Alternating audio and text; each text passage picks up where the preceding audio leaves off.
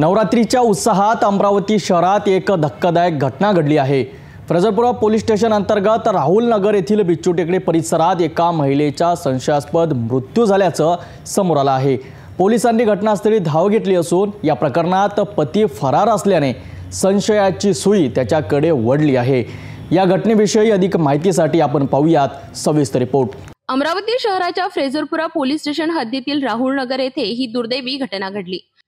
बिच्चू टेकडीच्या अंध विद्यालयाच्या मागे वानखेडे किराणा दुकानासमोरच्या गल्लीत राहणाऱ्या श्रीकृष्ण हिवराळे यांच्या घरात भाड्याने राहणाऱ्या कविता सुभाष वानखेडे या 40 वर्षीय महिलेचा संशयास्पद मृत्यू झाला आहे। कविता मूळची यवतमाळची असून पती सुभाष वानखेडे खासगी नोकरी करतात, तर कविता काँग्रेस नगर येथील एका मोठ्या बंगल्यावर घरकाम करत होती।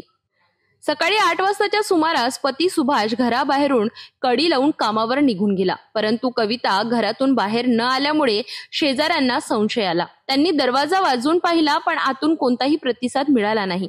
तात्काळ त्यांनी फ्रेजरपुरा पोलिसांना याची माहिती दिली।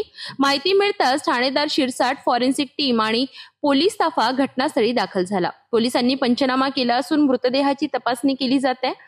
परिसरातील शेजाऱ्यांनी दिलेल्या माहितीनुसार पती पत्नींमध्ये रोज वाद होत आहे, यामुळे पती सुभाष वानखेडे याच्यावर संशयाची सुई आहे। या घटनेनंतर पती सुभाष फरार झाला असून पोलीस त्याचा शोध घेत आहे। कविताची मृत्यू हत्या आहे की आत्महत्या की नैसर्गिक मृत्यू याचा तपास पोलीस करीत आहेत। मात्र नवरात्रीच्या मंगलमय वातावरणात घडलेल्या या घटनेने परिसरात एकच खळबळ उडाली आहे।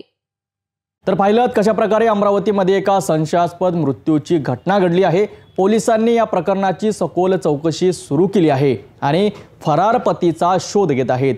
या प्रकरणातील पुढील अपडेट आम्ही तुमच्यापर्यंत नक्कीच पोहोचत राहू।